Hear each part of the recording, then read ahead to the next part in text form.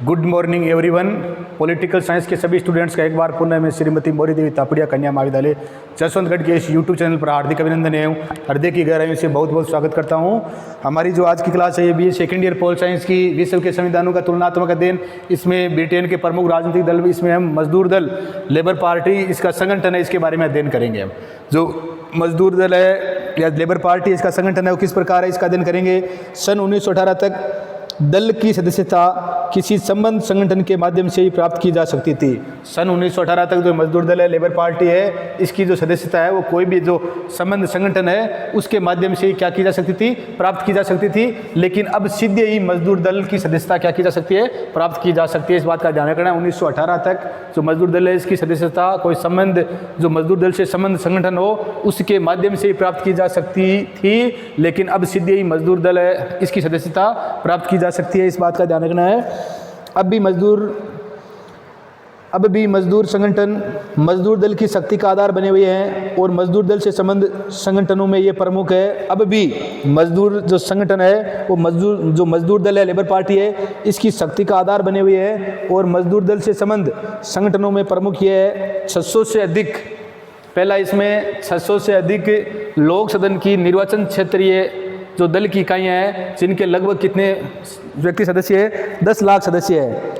पहला है इसमें जो संबंध संगठन है उसमें प्रमुख ये है। तो पहला है 600 से अधिक लोक सदन की निर्वाचन क्षेत्रीय दल की इकाइयाँ जिनके लगभग 10 लाख व्यक्ति सदस्य हैं। ये दल वार्षिक सम्मेलन में अपने प्रतिनिधि भेजते हैं। जो इसका मजदूर दल का वार्षिक सम्मेलन होता है, अधिवेशन, उसमें अपने प्रतिनिधि भेजते हैं। और इन निर्वाचन क्षेत्रों के 11 क्षेत्रीय समूह बनाए गए और इन निर्वाचन क्षेत्रों के 11 क्षेत्रीय क्या बनाए गए, 11 क्षेत्रीय समूह बनाए गए हैं। इन 11 है वो क्या बनाए गए हैं, क्षेत्रीय समूह है वो बनाए गए हैं।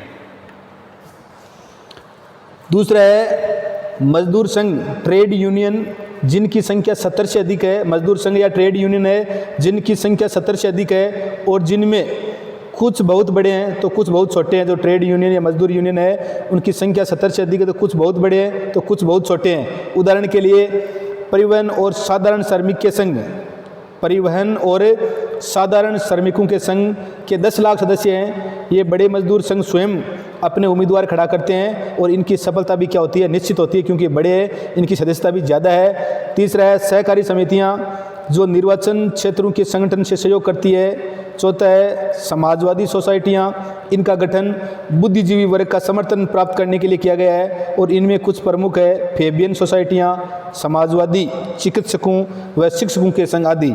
अब मजदूर दल का संगठन है।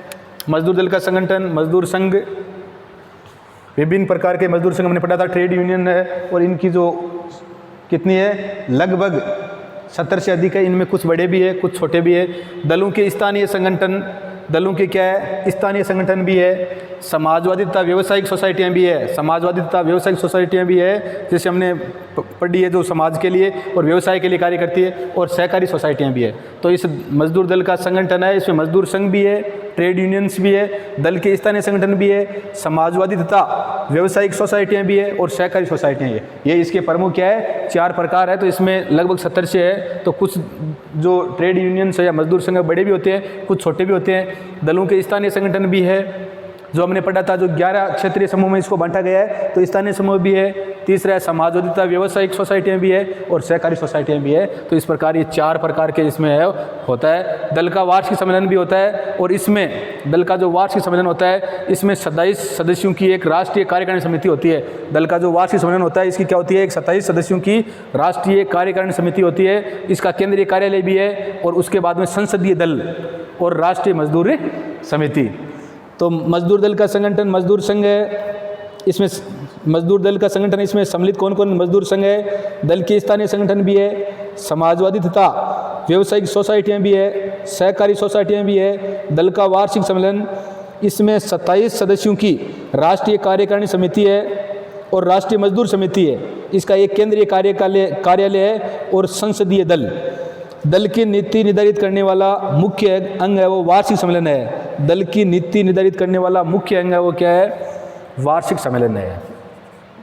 दल की नीति है उसका निर्धारण करने का जो मुख्य अंग है वो कौन सा वार्षिक सम्मेलन होता है। उस वार्षिक सम्मेलन में पता चलता है कि इस दल है, इस दल की मुख्य नीतियां क्या है, जिसमें प्रत्येक संबंध संगठन को 5000 सदस्यों पर एक प्रतिनिधि भेजने का अधिकार होता है। जिसमें प्रत्येक संबंध संगठन को 5000, अगर किसी दल के 5000 सदस्य है तो उसको 5000 सदस्यों पर अपना एक प्रतिनिधि कहाँ, जो वार्षिक इसका सम्मेलन होता है ना, वार्षिक सम्मेलन, इसमें अगर 5000 सदस्य किसी दल के पास या संगठन के पास है तो वो अपना एक प्रतिनिधि भेज सकता है। हमने पढ़ लिया मजदूर दल का संगठन है वो मजदूर संघ है। अब इसमें 70 संगठन है जिसमें कुछ बड़े जिनकी सदस्य 10 लाख के लगभग भी है, तो कुछ क्या है छोटे भी है। तो जो 5000 सदस्यों पर अपना एक प्रतिनिधि भेज सकता है कहाँ पर, वार्षिक सम्मेलन में। दल के स्थानीय संगठन भी है, तो इसी प्रकार से समाजवादी और व्यावसायिक सोसाइटियाँ भी है और सहकारी सोसाइटियाँ भी है। तो वार्षिक सम्मेलन होता है, उसमें जिस भी यूनियन के पास या संघ के पास 5000 सदस्य होते हैं उस पर अपना एक होता है प्रतिनिधि भेजते हैं। तो दल की नीति निर्धारित करने वाला मुख्य अंग वार्षिक सम्मेलन है, जिसमें प्रत्येक संबंध संगठन को 5000 सदस्यों पर एक प्रतिनिधि भेजने का अधिकार होता है। सांसद और उम्मीदवार इसके पदेन सदस्य होते हैं। सांसद और जो उम्मीदवार है वो इसके क्या होते हैं, पदेन सदस्य होते हैं। सांसद व उम्मीदवार इसके क्या होते हैं, सांसद व उम्मीदवार इसके पदेन सदस्य होते हैं। दल की नियंत्रणकारी व प्रशासनिक सत्ता राष्ट्रीय कार्यकारिणी समिति में निहित है। दल की नियंत्रणकारी व प्रशासनिक सत्ता है वो राष्ट्रीय कार्यकारिणी समिति है। ये 27 सदस्यों की जो राष्ट्रीय कार्यकारिणी समिति है, इसमें दल को ये क्या करती है, नियंत्रण करती है। दल का प्रशासनिक मैनेजमेंट और किस प्रकार करना है, ये काम किसका है, 27 सदस्यों की राष्ट्रीय कार्यकारिणी समिति होती है और ये दल में क्या करती है, दल का नियंत्रण करती है। इसका चुनाव वार्षिक सम्मेलन द्वारा होता है और इसके 25 सदस्य होते हैं और इसका चुनाव है वो वार्षिक सम्मेलन द्वारा होता है। किसके द्वारा होता है, वार्षिक सम्मेलन द्वारा होता है और इसके 25 सदस्य होते हैं। संसदीय दल का नेता, उपनेता और कोषाध्यक्ष इसके पदेन सदस्य होते हैं। संसदीय दल का नेता, उपनेता और कोषाध्यक्ष है इसके पदेन सदस्य होते हैं। राष्ट्रीय सम्मेलनों के बीच के काल में नीति संबंधी प्रश्नों का निर्णय करने, नियमों को लागू करने, अनुशासन बनाए रखने का काम इसी के द्वारा किया जाता है। जो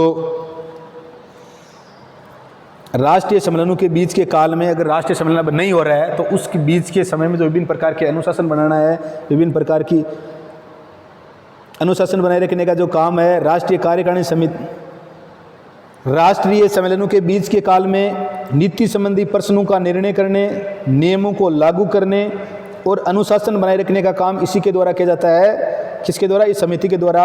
राष्ट्रीय कार्यकारिणी समिति संसद के लिए उम्मीदवारों की छांट में भी महत्वपूर्ण भूमिका अदा करती है। संसद के लिए तो उम्मीदवार है कि भाई किस उम्मीदवार को है अगली बार है अपनी पार्टी मजदूर दल का है वो पार्टी का टिकट दिया जाएगा या किसको उम्मीदवार बनाया जाएगा, तो इसकी छंटनी का काम भी कौन करता है, कार्यकारिणी समिति करती है।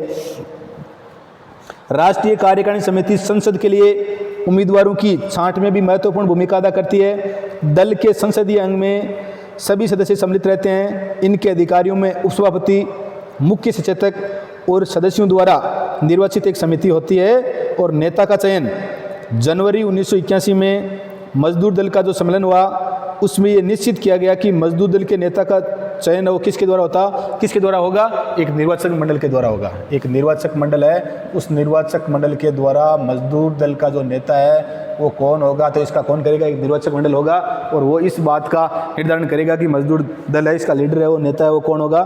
तो जनवरी 1981 में मजदूर दल का जो सम्मेलन हुआ उसमें ये निश्चित किया गया कि मजदूर दल के नेता का चयन एक निर्वाचक मंडल द्वारा किया जाएगा। इस निर्वाचक मंडल में संसदीय मजदूर दल को 30% मत, निर्वाचन क्षेत्रीय मजदूर दल को 30% मत और मजदूर संघों को शेष 40% मत प्राप्त होंगे।